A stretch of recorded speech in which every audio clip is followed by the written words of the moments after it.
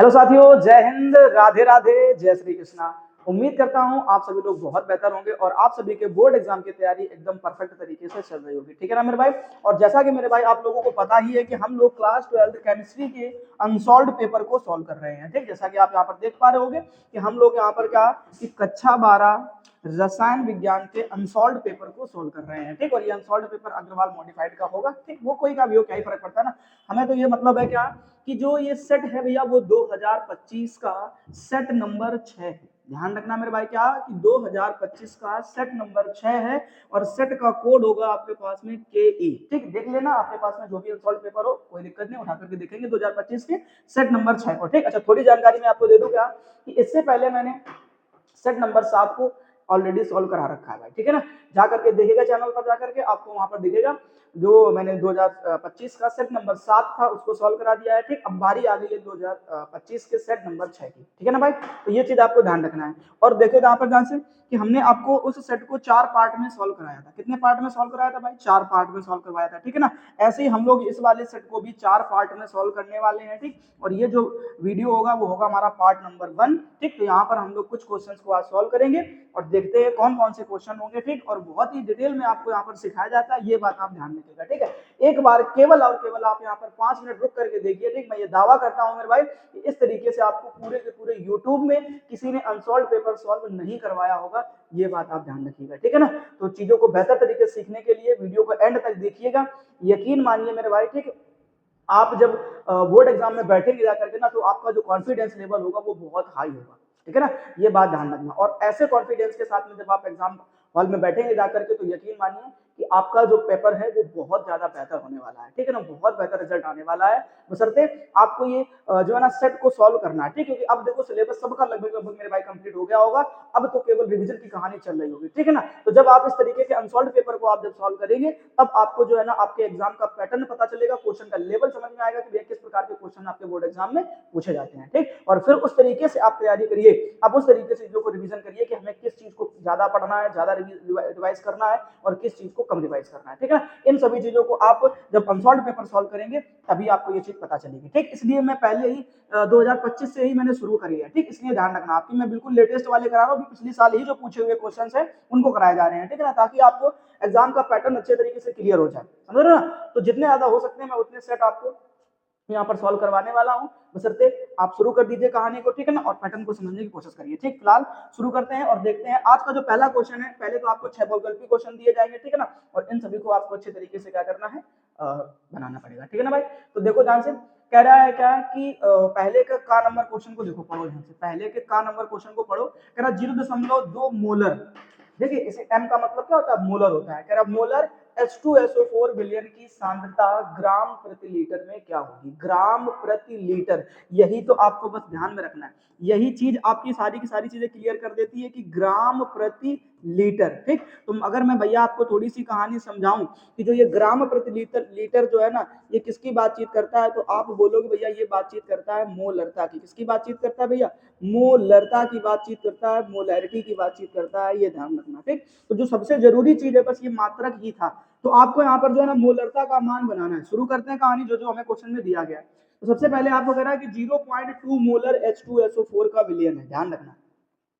तो जब भी मोलर लिख दिया जाए, कैपिटल M बना दिया जाए, तो ये ध्यान रखना वो किसका मान होता है, तो बोलोगे मोलरता का ही मान होता है। ठीक, अब मोलरता के मान में, अच्छा पहले फॉर्मूला लिख दो फिर मजा आएगा ना, क्योंकि ऐसे काम नहीं बनने वाला ना, पता तो चले कि हमें क्या क्या चाहिए। तो कैपिटल M बराबर जो फॉर्मूला होता है वो ये होता है मेरे भाई कि WA, ठीक है ना, और बटे में MA और इनटू में नीचे क्या होता है V, क्या होता है V। ठीक है ना, तो ये बात ध्यान रखना। और अगर V हमारा लीटर में है तब तक कोई दिक्कत नहीं, तो फॉर्मूला ये हमारा हो जाएगा। ठीक, चलो अच्छा ये चीज बताओ मैं कि ये फॉर्मूले में किसी को कोई तकलीफ है क्या, बताओ जरा फटाफट से बोल के देखो एक बार।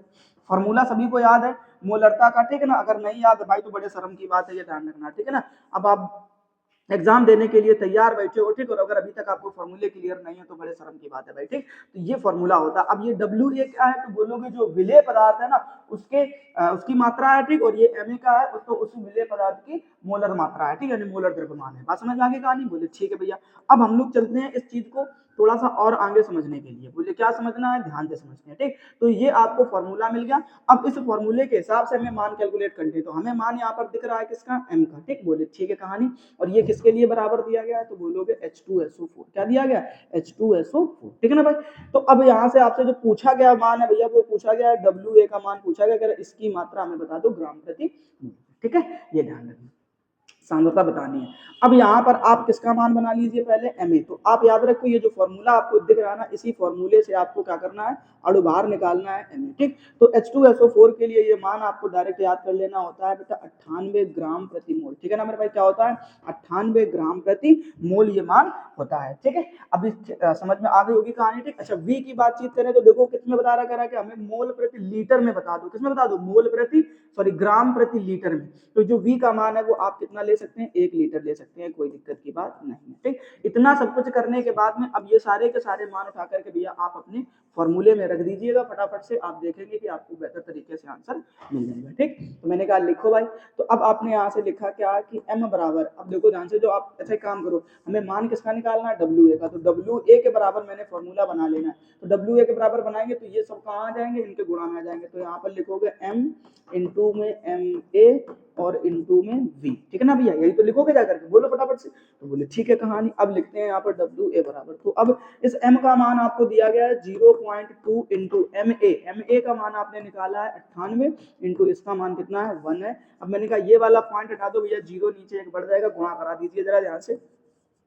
तो दिखेगा WA बराबर 8 का कराओ 2 में, तो 8 दूनी 16, 16 का 6, 9 का कराया 2 में, 9 दूनी 18, एक हासिल का कितना हो जाएगा 19, यानी 196/10। एक अंक के बाद दशमलव लगा दीजिए, आप देखेंगे 19.6 आ जाएगा ग्राम प्रति लीटर, ठीक है ना। ये हो गई कहानी पूरी। जरा बताओ हमको, कोई समस्या किसी को, ठीक। तो जो सांद्रता निकल करके आई वो कितनी निकल कर आएगी, 19.6 ग्राम प्रति लीटर में, ठीक। तो ये चीज आपको याद रखना है। तो आपका जो ऑप्शन नंबर सही है वो डी सही हो जाएगा। जरा बताओ कोई दिक्कत किसी को, भाई पहला क्वेश्चन पल्ले पड़ गया, बोले ठीक है चलो अब इसको निपटाते हैं नेक्स्ट क्वेश्चन की तरफ, ठीक है ना। अब नेक्स्ट क्वेश्चन को भी पढ़ो पहले ध्यान से, अच्छे से क्वेश्चन को पढ़ा करो और हर चीज को समझने की कोशिश किया करो, ठीक है ना भाई। तो जब चीजों को समझोगे बेहतर तरीके से तभी आपको चीजें अच्छी तरीके से समझ में आएंगी, ठीक है। अब अगर निम्नलिखित आयनों में चुंबकीय आयन है, चुंबकीय आयन का मतलब है अनुचुंबकी पूछा गया यहाँ पर, ठीक है ना। क्या पूछा गया, अनुचुंबकी पूछा गया है, ठीक है ना भाई। तो इस चीज को सॉल्व करने के लिए पहले तो आपको क्या करना पड़ेगा, हम यहाँ पर पहला ऑप्शन लेते हैं, ठीक। ऑप्शन सारे सॉल्व करने पड़ेंगे तभी आपको पता चलेगा। तो पहले ऑप्शन में आपको देखने को मिल रहा होगा भैया जिंक। तो मैं अगर ये पूछूं जिंक कितने नंबर पर आता है, तो बोलोगे भैया आप 30 नंबर पर आता है। मैंने कहा इस 30 नंबर का इलेक्ट्रॉनिक विन्यास करके देखो। तो आपको पता है कि जब 3D श्रेणी का इलेक्ट्रॉनिक विन्यास करते हैं तब हम लोग ऐसे लिखते हैं आर्गन 3D और 4s, ठीक। अब जरा देखो ये 18 नंबर पे होता है, 2 यहाँ पर आपने भर दिए तो कितने हो गए 20, और 10 आपने डी में भर दिए तो कितने हो गए 30। जबकि हमसे जिंक का नहीं पूछा गया मेरे भाई, हमसे किसका पूछा गया, जिंक 2+ का पूछा गया। देखो ध्यान से, जिंक के ऊपर कितने चार्ज दिख रहे हैं आपको, प्लस के 2 दिख रहे हैं, ठीक। तो ये निकालना। अब ये 2+ का चार्ज आया कैसे, तो बोलोगे भैया 2 इलेक्ट्रॉन दान कर दिए तो कितने बचेंगे, बोले 28 बचेंगे। अब इलेक्ट्रॉनिक विन्यास करने की बारी आएगी तब आप क्या लिखोगे, बोले भैया आर्गन लिखेंगे, 3D लिख देंगे और क्या लिख देंगे 4s लिख देंगे, ठीक। और एक चीज मेरे भाई अच्छे से आप क्लियर कर लीजिएगा, क्या कि जब कभी भी आपको ध्यान रखना, जब कभी भी आपको क्या देखने को मिलता है कि इलेक्ट्रॉन बाहर निकालने होते तो हमेशा बातम कोष से इलेक्ट्रॉन निकलते हैं। तो यहाँ से 2 इलेक्ट्रॉन निकाल दिए, तो अब ध्यान रखना अब डी में आपको कितने इलेक्ट्रॉन दिख रहे हैं 10। अब मैं केवल एक की कक्षक आपको बना के सिखा देता हूँ कि डी के लिए आपको कितने कक्षक बनाने पड़ते हैं। जवाब आएगा 5, 2 3 4 और एक ये और बना लीजिए 5, ठीक। अब इसमें आपको डी में कितने इलेक्ट्रॉन भरने, बोलोगे 10। तो 1 2 3 4 और ये 5, ठीक है ना भाई। और ये 6, ये 7 और ये 8 और ये 9 और ये 10, ठीक। 10 के 10 इलेक्ट्रॉन आपने भर दिए, बोले ठीक है। अब ये इस तरीके जाने ना, जब आपको कोई अयुग्मित इलेक्ट्रॉन ना दिखे तब आप बोलेंगे कि भैया ये कैसा है, प्रतिचुंबकीय है। ये कैसा हो जाएगा, प्रतिचुंबकीय हो जाएगा। मेरे ख्याल से आपको चीजें समझ में आ गई होंगी कि भैया कैसे कैसे इसका काम मतलब इसको सॉल्व करा जाता है, ठीक। तो अब एक ऑप्शन तो आपने सॉल्व कर लिया, ठीक। अब नेक्स्ट ऑप्शन की तरफ चलते हैं और उस ऑप्शन को भी ध्यान से सॉल्व करने की कोशिश करते हैं, ठीक है ना भैया। तो पहला ऑप्शन तो हमारा क्या निकल कर आया, बोले प्रतिचुंबकीय। अब अपन बातचीत करते हैं निकिल की, ठीक है ना। तो अगर कोई ये कह देता है आपसे कि निकिल की बातचीत करके हमको निकिल की कहानी समझाओ, क्या समझाओ, निकिल की कहानी समझाओ, ठीक। तो निकिल की कहानी को समझाने के लिए आपको अच्छे से पहले ये पता होना चाहिए कि निकिल होता कितने नंबर पर है, ठीक है ना। तो निकिल और जो है ना ये कितने नंबर पर होगा, तो आपको ये याद रखना पड़ेगा, ठीक है ना। तो मैग्नीज, फेरस, कोबाल्ट, निकिल, 26 27 28, ठीक है ना, 28 नंबर पर हो जाएगा, ठीक है। तो अब 28 नंबर पर है, तो 28 का क्या करके देखो, इलेक्ट्रॉनिक विन्यास करके देखो। तो क्या लिखोगे, बोले आर्गन लिखेंगे, 3D लिखेंगे और क्या लिखेंगे, 4s लिखेंगे। ठीक है ना भैया, आर्गन लिखा, 3D लिखा और क्या लिखा, 4s लिखा। इलेक्ट्रॉन भर के बता दो फटाफट से। ठीक, तो 18 और 2 20, कितने हो गए 20। तो यहाँ पर कितने भर देना, आप 8 भर देना। चीजें क्लियर हो गई, बोले ठीक है, समझ में आ गया। अब क्या करो, आप निकिल का 2+ वाला करके देखो। निकिल का कौन सा वाला करके देखो, बोले भैया 2+ का करके देखेंगे। ठीक है ना, मैंने कहा कर लो भाई, क्या ही दिक्कत है, आसान सा काम है ना, आराम से कर पाएंगे। अब 2+ का करोगे तो 2 इलेक्ट्रॉन निकाले तो कितने बचेंगे आपके पास में, जवाब आएगा 26। तो क्या लिखोगे, बोले भैया आर्गन लिख देंगे, 3D लिख देंगे और क्या लिख देंगे, बोले 4s लिख देंगे। ठीक, अब कैसे करना है जरा ध्यान देना। तो सबसे पहले तो इलेक्ट्रॉन आप निकालते कहाँ से हो, तो जवाब आएगा भैया भाई सबसे पहले तो इलेक्ट्रॉन बातम कोष से निकाला जाता है। तो इधर कितना बचेगा, 0। डी में अभी भी आपके पास में कितने बचे हैं, 8। तब आप अगर इसके लिए भी कक्षक बनाएंगे तब आप देखेंगे, जरा ध्यान से देखो, 1 2 3 4 और ये 5। ठीक है ना भाई, अब इसमें से इलेक्ट्रॉन भर दो फटाफट से, कितने, 5, तो सॉरी 8। तो 1 2 3 और ये 4 और ये 5। ठीक है ना, ये 6 ये 7 और एक ये 8। अब इसमें देखो कितने अयुग्मित इलेक्ट्रॉन दिख रहे हैं आपको, नोन पेयर इलेक्ट्रॉन कितने दिख रहे हैं, 2। अगर 2 अयुग्मित इलेक्ट्रॉन दिख रहे हैं तब आप बोलोगे कि ये कैसा है भैया, अनुचुंबकीय। तो ये आपको दिख गया कि नहीं दिख गया, बोले ठीक है, जरा बताओ सोच करके। क्या यहाँ पर की कहानी में कोई समस्या, किसी को बोलो फटाफट से भैया। 2 ऑप्शन आपने क्लियर कर लिए कि नहीं कर लिए। अब चलते हैं अपन तीसरे ऑप्शन की तरफ। ठीक है ना मेरे भाई, अब तीसरा ऑप्शन जो है ना, वो क्या कह रहा है, उस चीज को समझने की जरा कोशिश करना। तीसरे ऑप्शन में आपसे कह रहा है कॉपर का 2+। तो सबसे पहले मैं अगर बातचीत करूं तो कॉपर के बारे में बातचीत करूं, कॉपर कितने नंबर पर आता है, जवाब आएगा 29 नंबर पर। ठीक है ना, अब अगर कॉपर 29 नंबर पर है तो पहले इसका इलेक्ट्रॉनिक विन्यास करो। तो क्या लिखोगे, बोले भैया आर्गन लिख देंगे, 3D लिख देंगे और क्या लिख देंगे, 4s लिख देंगे। ठीक है ना मेरे भाई, अब क्या करना है जरा ध्यान दो। तो ये एक अपवाद की कैटेगरी में आता है मेरे भाई, किसकी कैटेगरी में आता है, बोलोगे अपवाद की कैटेगरी में आता है। ठीक, और जो अपवाद की कैटेगरी में आता है उसके एस में कितना भरते हैं हम लोग, 1, और डी में हमारे पास में कितने हो जाएंगे, 10। ठीक, ऐसे कॉपर के 2+ का। ठीक, अब आपके पास में जो कॉपर का 2+ है, देखो ध्यान से क्वेश्चन में क्या दिया गया, कॉपर का 2+। अब कॉपर का 2+ निकालोगे तो कितने बचेंगे आपके पास में, 27। तो 27 का इलेक्ट्रॉनिक विन्यास करो तो क्या लिखोगे भैया, बोले आर्गन, 3D और यहाँ पे क्या लिख देंगे अपन, 4s। ठीक, सबसे पहले तो निकालना कहाँ से होता है, तो जवाब आ गया बातम कोष से। तो बातम कोष में आपके पास में 1 था तो 1 निकाल दिया तो 0 बचेगा, बोले ठीक है कहानी। लेकिन अभी भी हमें 1 इलेक्ट्रॉन और दान करना है, क्योंकि हमें टोटल दान कितने कराने हैं, 2। तो अब 1 यहाँ से दान हो जाएगा तो इधर कितना बचेगा, बोले भैया 9 बचेगा। ठीक, अब 9 भरोगे तो तुम्हारे पास में मान लो हमने देखो इसमें देखो 8 भरे थे ना, 1 यहाँ 9 भर दिया, तो तब भी तो 1 अयुग्मित इलेक्ट्रॉन बचेगा। अगर अयुग्मित इलेक्ट्रॉन बचेगा इसका साफ मतलब है भैया कि ये कैसा होगा, आपका अनुचुंबकीय होगा। ठीक है ना, तो यहाँ पर देखो खेला कर दिया भैया एग्जामिनर ने। ध्यान रखना है मेरे भाई, चारों ऑप्शन आपको सॉल्व करके देखने हैं, चारों के चारों ऑप्शन आपको सॉल्व करके देखने हैं मेरे भाई, ये बात ध्यान रखना है। ठीक, क्यों, क्योंकि एग्जामिनर जो है ना वो दिमाग लगा देता है। ठीक है ना, तो दिमाग केवल एग्जामिनर के पास थोड़ी ना है, ठीक है, अपने पास भी तो एग्जाम है, हम लड़कियों के पास भी तो बहुत सारा दिमाग है ना, और उसको यूज करेंगे। वो लड़कियों की बात अलग होती, थोड़ा कम दिया भगवान ने, वो अलग की बात है। ठीक, लेकिन एक बात ध्यान रखना कि अगर अपने पास दिमाग है भाई तो यूज करना है। ठीक है, हमें भी। तो उसने देखो ध्यान से, पहले क्या होता था कि एक क्वेश्चन केवल मतलब एक ऑप्शन सही होता था केवल। ठीक है ना भाई, अब उसने खेला कर दिया, कितने कितने ऑप्शन सही करने लग गए, बोले 2 ऑप्शन सही हो सकते हैं। ठीक, तो आपको यहाँ पर ध्यान रखना है कि ऑप्शन नंबर आपका सेकेंड और ऑप्शन नंबर आपका जो थर्ड है उसमें 2 बेटा आपको क्या पूछे गए, अनुचुंबकीय होते हैं। ठीक है ना, तो ये बात आप ध्यान रखना कि बी नंबर ऑप्शन और सी नंबर ऑप्शन ये दोनों अनुचुंबकीय हैं, बाकी ए नंबर और डी नंबर ये क्या हो जाएगा, प्रतिचुंबकीय हो जाएगा। ठीक है ना मेरे भाई, तो इस तरीके से चीजें आपको समझ में आनी चाहिए। तो मेरे ख्याल से आपको ये वाला क्वेश्चन भी अच्छे तरीके से पल्ले पड़ गया होगा। ठीक है ना, कहानी समझ ली कि नहीं समझ ली कि कैसे कैसे निकालते हैं। ठीक, अब जैसे ये एजी है, सिल्वर है, इसको घर में कर लेना, कितने नंबर पर आता है, तो तुम बोलोगे 47 नंबर पर। कितने नंबर पर आएगा, 47 नंबर पर आता है ये। ठीक है ना, तो आपको 47 का इलेक्ट्रॉनिक विन्यास करना है। ठीक, ये बात आप ध्यान रखेंगे। फिलहाल अब अपन नेक्स्ट क्वेश्चन की तरफ चलते हैं, पहले इसका स्क्रीनशॉट ले लो, सभी क्वेश्चन को ध्यान से करना जाकर घर में। ठीक है, अब नेक्स्ट क्वेश्चन को पढ़ो और ध्यान से समझने की कोशिश करो। पढ़ लो बेटा फटाफट सभी लोग। ये तो आसान है, इजी क्वेश्चन है। निम्नलिखित में से कौन सा आयन उपसह संयोजन यौगिक नहीं बनाता है। ठीक, तो मैं आपको थोड़ी सी ट्रिक बता दूं, ट्रिक क्या, जुगाड़ बता दूं। जुगाड़ ऐसी कुछ होती है कि आपने अच्छी तरीके से याद रखना है कि आपने डी ब्लॉक के तत्व पढ़े हैं। क्या पढ़े हैं भैया, डी ब्लॉक के तत्व पढ़े हैं। ठीक, तो जो डी ब्लॉक के तत्व या एलिमेंट्स होते हैं ना भाई, ठीक है ना, तो उन डी ब्लॉक के एलिमेंट्स के अंदर जो संक्रमण तत्व होते हैं उनके अंदर एक गुण होता है। वो गुण ये कहता है क्या कि भैया संक्रमण तत्वों का एक पर्सनल गुण होता है अपने आप में, वो ये बता देता है कि भैया ये जो है ना, ये सभी के सभी जो तत्व हैं वो क्या बना सकते हैं, उपसह संयोजन यौगिक बना सकते हैं। क्या बना सकते हैं, उपसह संयोजन यौगिक बना सकते हैं। ये बात आपको अच्छे से क्लियर है। ठीक है ना, ये ध्यान रखना, वो क्या कर सकते हैं भैया, उपसह संयोजी यौगिक बना सकते हैं।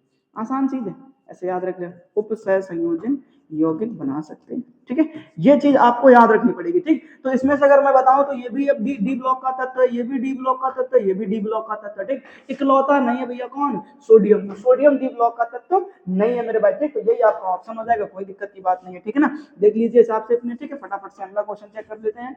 अब देखो ध्यान से, क्वेश्चन नंबर गा। ठीक है, ये तो हो गया ना। अब देखो घा नंबर क्वेश्चन। ठीक, तो कह रहा एसिटिक अम्ल की हाइड्रोजोइक अम्ल के साथ शांत सल्फ्यूरिक अम्ल यानी H2SO4 की उपस्थिति में 0 डिग्री सेंटीग्रेड पर क्रिया कराने पर क्या बनता है ना। बहुत आसान सी चीज है। ठीक, अगर आपको रिएक्शन का नाम याद आ रहा है तो शायद समीटन क्रिया होनी चाहिए।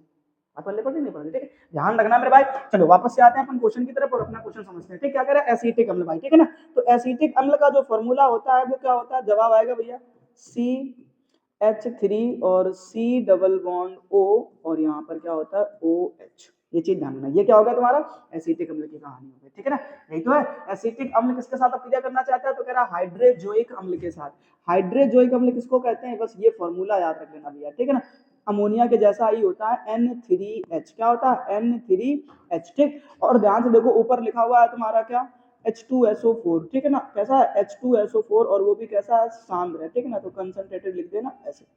और नीचे आपका टेम्परेचर दिया गया है तो कह रहा है 0 डिग्री सेंटीग्रेड। इतना सब काम कर सकते हो ना मेरे भाई, आसान चीज है, मजे से करो, कोई दिक्कत नहीं है। ठीक है ना, क्या ही टेंशन लेने की जरूरत है फिलहाल। अब देखो ध्यान से, इसमें क्या क्या कहानी अपन कर सकते हैं। ठीक, तो जब इसको आप ऐसे केस में इसकी रिएक्शन कराओगे ना तो कुछ नहीं है, सबसे जरूरी चीज ध्यान रखना। ठीक, तो सबसे पहला काम तुम्हारा क्या है कि तुम यहाँ से जो है ना इस तरीके से एक चीज बाहर निकालो। आपको दिख गया होगा कि क्या बाहर निकालना है। ठीक, तो यहाँ से जो है ना सबसे पहले जो जरूरी चीज है वो आपकी कार्बन डाइऑक्साइड गैस क्या हो जाती है मेरे भाई, बाहर हो जाएगी। ठीक, फिर यहाँ से आपको एक चीज ले लेनी है और वो क्या हो जाएगा, आपको नाइट्रोजन गैस मिल जाएगी। क्या मिल जाएगी, नाइट्रोजन गैस। ठीक, अब अगर ध्यान देखो तो यहाँ पर केवल और केवल आपके पास में एक नाइट्रोजन बचा है। ठीक, और ये वाला आपके पास में क्या बचा, हाइड्रोजन बचा, और एक ये हाइड्रोजन बचा। इन सबको चिपकाओ एक साथ में और देखो आपको चिपकाने पर मिलेगा CH3 और NH2।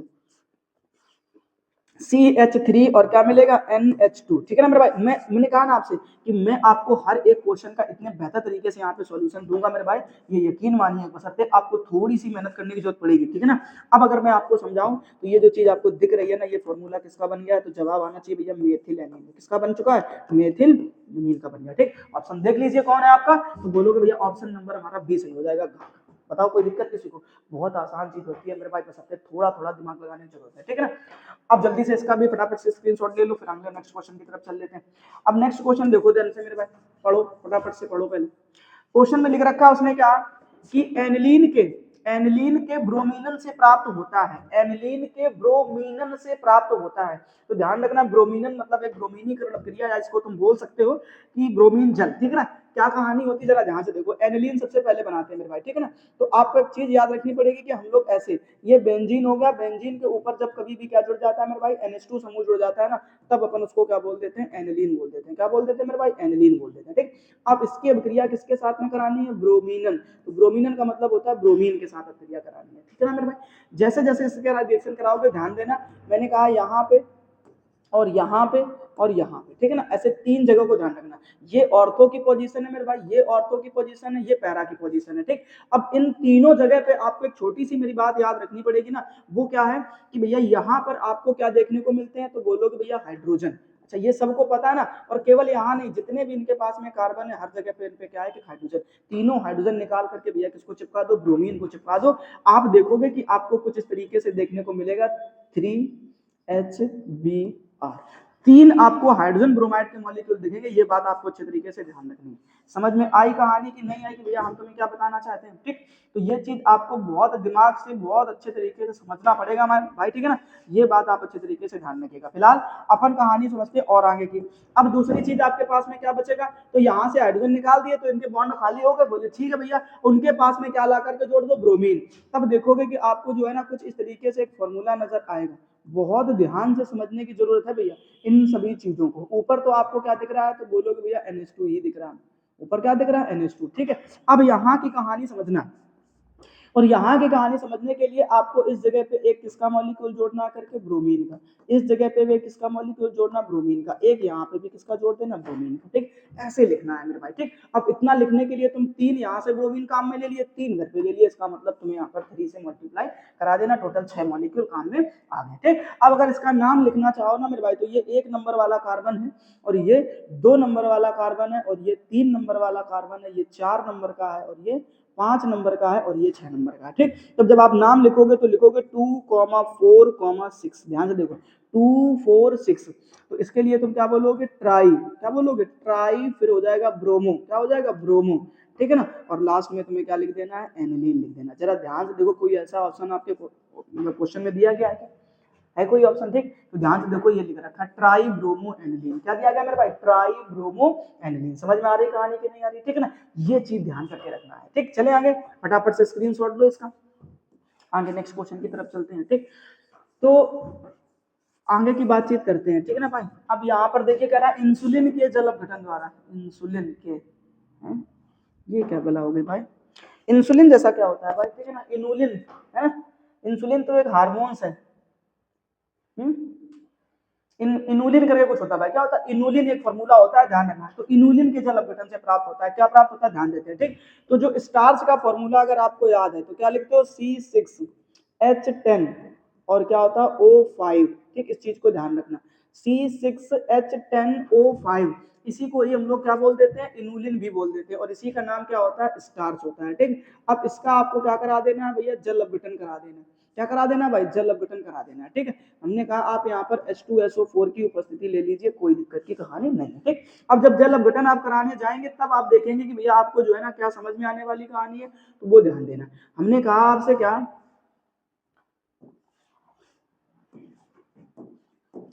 कि यहाँ पे जो आप लिखोगे तो कुछ ऐसा लिखना है अब आपको। ठीक है, देखो ध्यान से, हाइड्रोजन आपके पास में कितने हो गए, 12, ऑक्सीजन कितने हो गए आपके पास में, 6। तो अब आप ऐसे लिखेंगे C6H12O6। ठीक है ना, ऐसे ध्यान रखना, और यहाँ पे आप क्या लिख लेना, N। ठीक, अब किसी किसी को लगता है भैया ये फॉर्मूला किसका है, ग्लूकोज का है, तो मैं बता दूं भाई कि ये फॉर्मूला केवल ग्लूकोज का ही नहीं है, ये 3 लोगों का फॉर्मूला है। ठीक है ना, एक चीज ध्यान रखना, इसी को हम लोग ग्लूकोज भी बोल देते हैं। ठीक है ना, यही सेम फॉर्मूला भैया किसका होता है, फ्रक्टोज का भी होता है, और यही सेम फॉर्मूला मेरे भाई ग्लैक्टोज का भी होता है। किसका होता है, ग्लैक्टोज का भी होता है। ठीक, और ये जो आप देख रहे हैं ना, ये फॉर्मूला 2 लोगों का होता है। ठीक है ना, इस फॉर्मूले को, ऐसी शक्ल को हम लोग स्टार्च भी बोल देते हैं। अच्छा, मैं कहता 2 लोगों को नहीं बेटा, ठीक है ना, एक और बोल दो तुम, यहाँ पर सेलुलोज भी बोल दो। ठीक, सेम फॉर्मूला होता है, स्टार्च बोल दिया मैंने। ठीक है ना, और एक यहाँ पर जो मैंने जो हमें जरूरत है उसको इनुलिन कहते हैं। क्या कहते हैं मेरे भाई, इनुलिन कहते हैं। ठीक, तो इनुलिन हो गया, स्टार्च हो गया, सेलुलोज हो गया, तो कोई दिक्कत नहीं। ठीक, लेकिन जो हमारी जरूरत की चीज है वो, इस चीज को तो इनुलिन के जल अपघटन से जो है ना हमें मिलता है, वो क्या मिलता है, तो जवाब आएगा भैया हमें तो इनुलिन के जल अपघटन से फ्रक्टोज मिलता है। क्या मिलता है, फ्रक्टोज मिलता है। ठीक, ये चीज आपको क्लियर करनी है। ठीक, अगर मैं स्टार्च का जल अपघटन करा देता तो हमें क्या मिल जाता मेरे भाई, ग्लूकोज मिल जाता। ठीक, तो ये चीज आपको ध्यान रखनी है। तो तुम यहाँ पर समझोगे भैया कि इंसुलिन के जल अपघटन से हमें क्या मिलता है, फ्रक्टोज मिलता है। ठीक, फटाफट से स्क्रीनशॉट ले लो भाई, फिर हम अपने नेक्स्ट क्वेश्चन की तरफ चलते हैं। ठीक है, चलो भाई, ठीक है ना, अब अपन नेक्स्ट क्वेश्चन की तरफ चलते हैं और ध्यान से समझते हैं। ठीक है, अब देखो पहले के तो मेरे ख्याल से सारे के सारे क्वेश्चन आपने पढ़ लिए और ढंग से समझ में आ भी गए होंगे। ठीक है ना, कोई बड़ी बात इसमें नहीं है। अब अपन बातचीत करते हैं क्वेश्चन नंबर 2 के बारे में। ठीक, और क्वेश्चन नंबर 2 में आपको ध्यान रखना, का नंबर में आपसे पूछा गया कि राउल्ट के नियम को परिभाषित कीजिए। क्या बताना आपको, राउल्ट का नियम बताना, परिभाषा लिखनी है। कैसे लिखते हैं मेरे भाई, वापस से बोर्ड की तरफ आ जाते हैं और हेडिंग बना लेते हैं, क्या, राउल्ट का नियम। क्या बोलोगे, राउल्ट का नियम। ठीक है ना, ऐसे याद रखना, राउल्ट का नियम। ठीक है ना, ऐसे ध्यान रखना। तो राउल्ट का नियम अब मैं आपको बता दूं या लिखूं, क्या जरूरी चीज है। ठीक है ना, बोल देता हूं, सुन लीजिए, लिख लीजिएगा ध्यान से। ठीक है, क्योंकि मैं लिखूंगा तो टाइम की ज्यादा बर्बादी होगी। ठीक है ना मेरे भाई, तो मैं आपको बता दे रहा हूँ। ठीक, या मैं लिख भी दूं, कोई दिक्कत की बात नहीं है।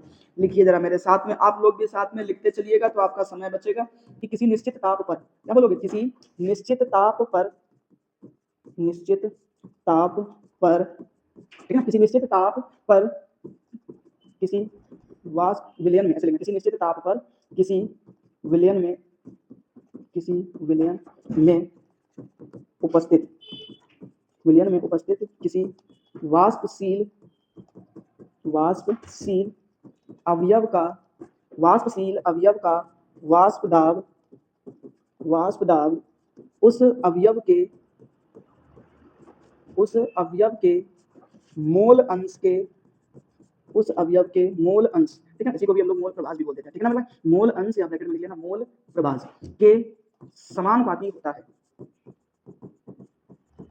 मोल प्रभाज के समानुपाती होता है, ठीक है ना। जो वाष्प दाब है वो उसी अवयव के मोल अंश के या मोल प्रभाज के क्या होता है मेरे भाई, समानुपाती होता है, ठीक है ना। ये चीज आपको अच्छे से याद रखनी पड़ेगी, ठीक है भैया, ये ध्यान रखना। तुम कहाँ सही थी ना, ये कहावत सुनी नहीं सुनी, तुम तो ठहरे परदेसी साथ क्या निभाओगे, भैया निभाएंगे, मरते दम तक साथ निभाएंगे मेरे भाई आप सभी लोगों का, ठीक है। ये बात आप अच्छे से दिमाग में बना लीजिएगा, ठीक है ना।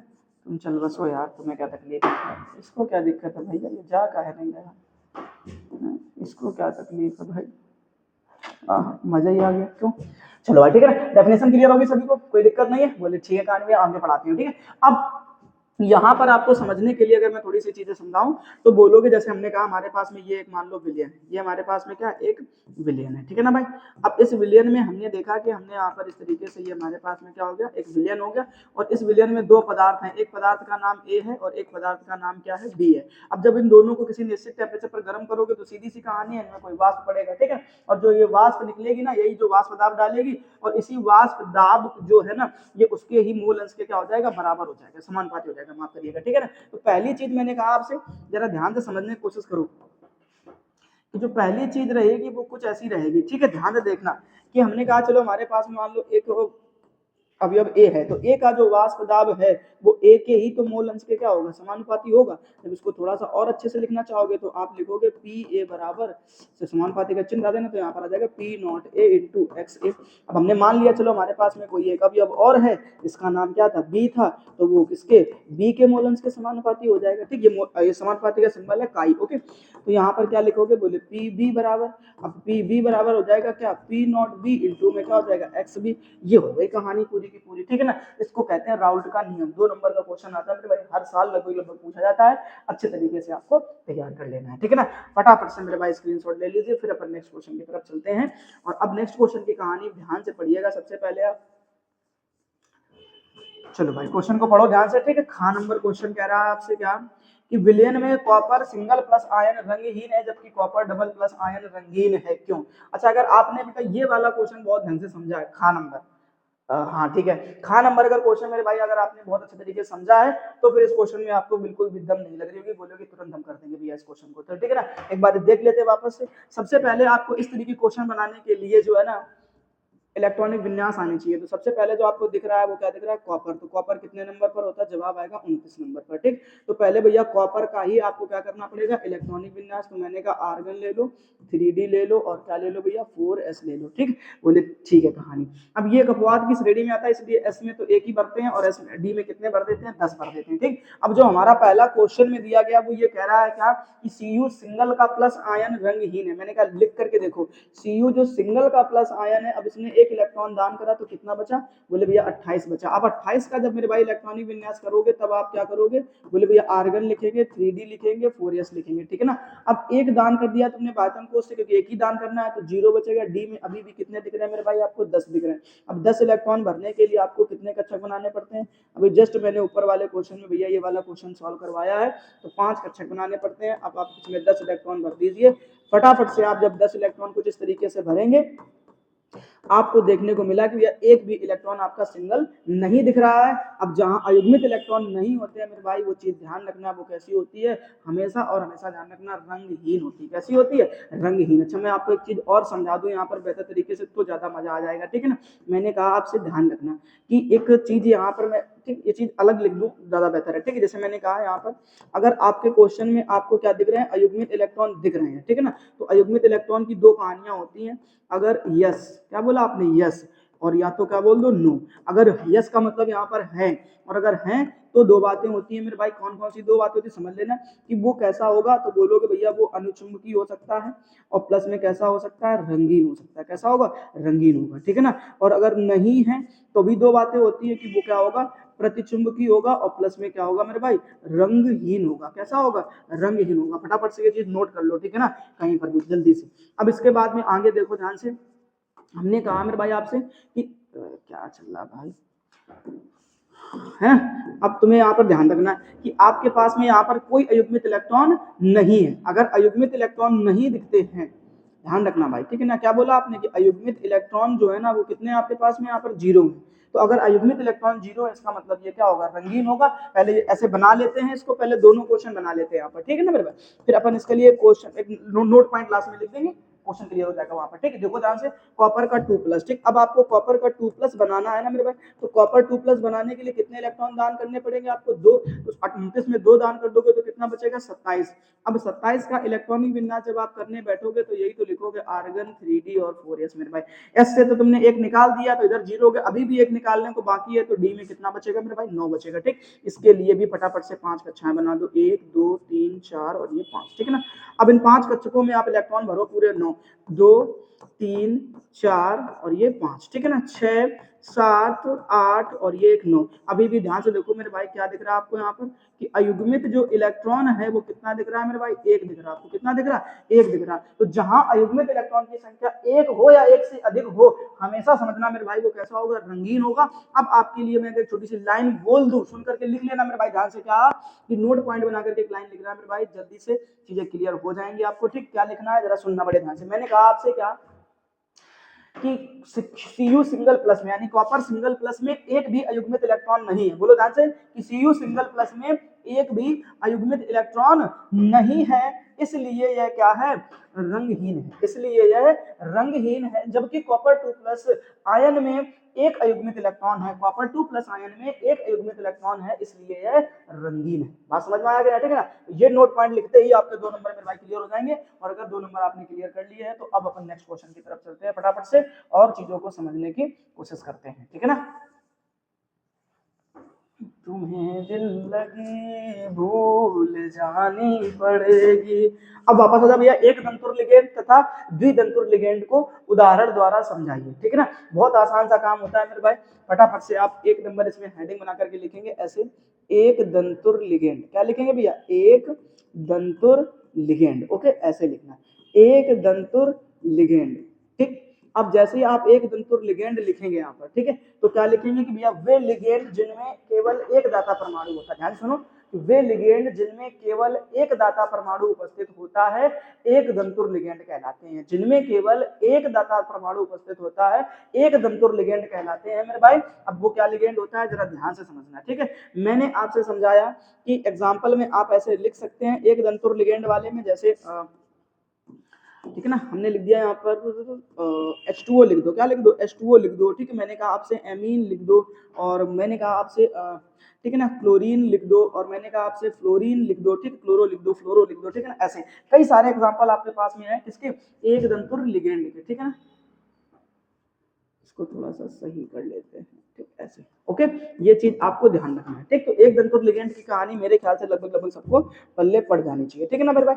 अब हेडिंग बनाओ फटाफट से, द्विदंतुर, क्या बोलोगे, द्विदंतुर लिगेंड, ठीक है ना। अब द्विदंतुर लिगेंड किसे कहते हैं, ठीक। हर क्वेश्चन का सॉल्यूशन मिलेगा मेरे भाई आपको, यहाँ पर ध्यान रखना। द्विदंतुर लिगेंड की बात कर रहा है, तो द्विदंतुर लिगेंड में क्या बोलोगे कि वे लिगेंड जिनमें 2 दाता परमाणु उपस्थित होते हैं। बोलो साथ में कि वे लिगेंड मेरे भाई जिनमें 2 दाता परमाणु उपस्थित होते हैं। वे लिगेंड जिनमें 2 दाता परमाणु उपस्थित होते हैं उन्हें द्विदंतुर लिगेंड कहते हैं। क्या कहते हैं, द्विदंतुर लिगेंड कहते हैं। एग्जाम्पल आप लिख सकते हो क्या, एथिलीन डाई एमीन। क्या बोलोगे, एथिलीन, एथिलीन डाई एमीन, ठीक है ना। ध्यान रखना, एथिलीन डाई एमीन, इसको शॉर्ट फॉर्म में अपन EN लिख देते हैं। अब एथिलीन डाई एमीन का फॉर्मूला क्या होता है जरा ध्यान देना, तो आप बोलोगे एथिलीन, ऐसे लिख देना होता है। वैसे एथिलीन का फॉर्मूला होता है CH2 डबल बॉन्ड CH2, ठीक है ना। लेकिन तुम्हें एक यहाँ पे कितना बॉन्ड बनाना, सिंगल बॉन्ड, और एक बॉन्ड इधर की तरफ दिखा देना, एक बॉन्ड इधर की तरफ दिखा देना, ठीक है ना मेरे भाई। अब इसी में तुम्हें डाई एमीन, एमीन का मतलब होता है NH2, क्या होता है NH2, तो यहाँ पर आपको कितने एमीन जोड़ने पड़ेंगे, 2, तो यहाँ पर आपको क्या कर देना, 2 एमीन जोड़ देने। वैसे एमीन का फॉर्मूला क्या होता है NH3, बट एक बॉन्ड इसने यहाँ नाइट्रोजन ने बना लिया, तो हाइड्रोजन कितने बचेंगे आपके पास में, 2, तो एक दाता परमाणु मेरे भाई आपको ये मिल गया, एक दाता परमाणु मेरे भाई आपको ये मिल गया, ठीक है ना। तो इनके पास में कितने दाता परमाणु है, तो जवाब आएगा भैया 2 दाता परमाणु है, ठीक। तो 2 दाता परमाणु है ना, तो इसको हम लोग क्या बोलते थे, द्विदंतुर लिगेंड बोलते थे। यही आपसे पूछा गया कि उदाहरण द्वारा हमें क्या करना है, समझाना है, ठीक है ना मेरे भाई। तो मेरे ख्याल से ये क्वेश्चन आपको बहुत बेहतर तरीके से समझ में आ गया होगा, ठीक। अगर समझ में आ गया है तो फटाफट से मेरे भाई स्क्रीनशॉट ले लीजिए, फिर अपन उस क्वेश्चन की तरफ बातचीत करते हैं, ठीक है ना।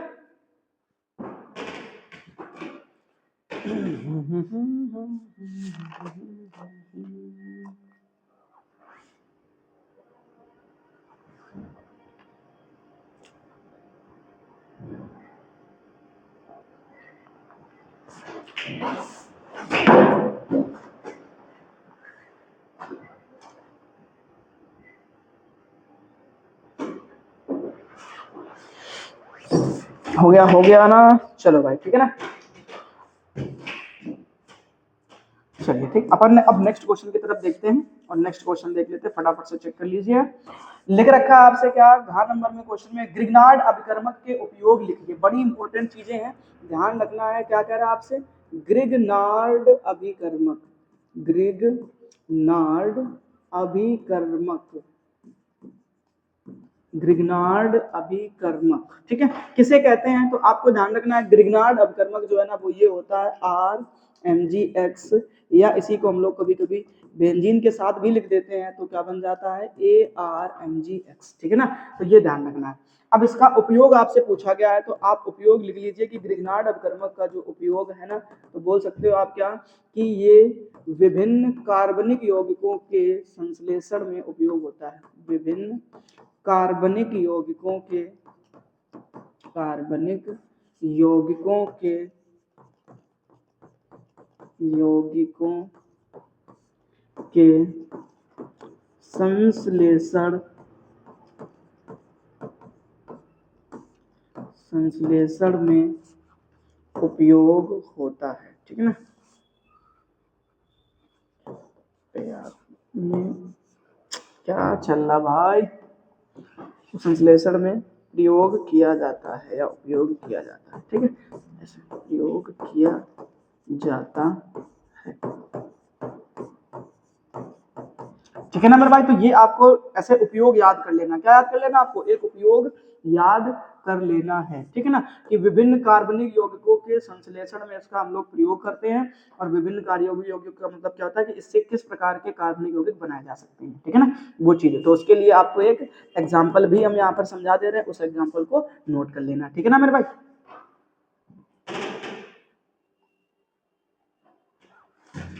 जैसे कि हमने कहा आपसे कि CH3MgBr, ओके, अब इसका आप जल अपघटन करा दो, क्या करा दो, जल अपघटन करा दो। तो ग्रिग्नार्ड अभिकर्मक का जब जल अपघटन कराएंगे तो हमें यहाँ से क्या मिल जाएगा, H का प्लस मिलता है मेरे भाई, और यहाँ से क्या मिलेगा, OH का माइनस, ठीक। तो ये H यहाँ से बॉन्ड को ब्रेक करा देना, तो तुम देखोगे Mg के ऊपर प्लस, इधर माइनस, ये H का प्लस इसके पास में आ जाएगा, तो देखोगे तुम्हें जो है ना वो क्या मिल जाएगा, CH4। तो देखो एक कार्बनिक यौगिक ये क्या बन गया आपका, मेथेन बन करके रेडी हो गया, ठीक है ना मेरे भाई। तो ये चीज ध्यान रखना, और बाकी का जो बचेगा वो क्या बचेगा, तो बोलोगे Mg, यहाँ पे OH और इधर क्या लिख देना, Br, ठीक। तो इस तरीके से ध्यान रखना, आपने 2 का घ नंबर क्वेश्चन को सॉल्व कर लिया मेरे भाई, ठीक है ना। तो अब वीडियो लेक्चर बहुत लंबा हो जाएगा, इसलिए हम लोग केवल यहाँ तक ही 2 क्वेश्चन को सॉल्व करने वाले हैं यहाँ पर, ठीक है ना मेरे भाई। तो हम लोगों ने पहले बहुविकल्पी क्वेश्चन को बहुत बेहतर तरीके से सीख लिया, ठीक। अब दूसरे के 4 क्वेश्चन को हम लोगों ने बहुत बेहतर तरीके से मेरे भाई सीख लिया है, ठीक है ना। अब बाकी के जो क्वेश्चन है हम लोग नेक्स्ट पार्ट में बातचीत करेंगे, क्वेश्चन नंबर 3 और क्वेश्चन नंबर 4 के बारे में, ठीक है ना मेरे भाई। तो अगर आप लोगों को वीडियो पसंद आया है और अगर लग रहा है कि यहाँ पर चीजें बेहतर तरीके से आपको यहाँ पर पढ़ाई गई है, बेहतर तरीके चीजों को सिखाया गया है, तो वीडियो को मेरे भाई लाइक जरूर कर दीजिएगा, ठीक है ना। और अपने दोस्तों के साथ में शेयर भी कर दीजिएगा ताकि उनको भी ये चीजें समझ में अच्छे तरीके से आ जाएं, ठीक है ना। तो ये चीज, ये आपकी जिम्मेदारी बनती है मेरे भाई, ठीक। और हर रोज की तरीके से मैं आपसे एक प्यारे कमेंट की उम्मीद करता हूँ कि अगर आपको चीजें समझ में आ गई हैं तो ध्यान रखिएगा कि आपको एक प्यारा सा कमेंट भी छोड़ करके जाना है, ठीक। या फिर आपका कोई डाउट रह गया है तो आप हमसे कमेंट बॉक्स में पूछ सकते हैं, ये बात ध्यान रखेंगे, ठीक है ना मेरे भाई। तो आज के लेक्चर में केवल इतना ही, मिलेंगे नेक्स्ट लेक्चर में, तब तक के लिए जय हिंद, राधे राधे, जय श्री कृष्ण। अपना ख्याल रखना और अच्छी तरीके से अपने बोर्ड एग्जाम की तैयारी को बनाए रखना, ठीक है ना भाई।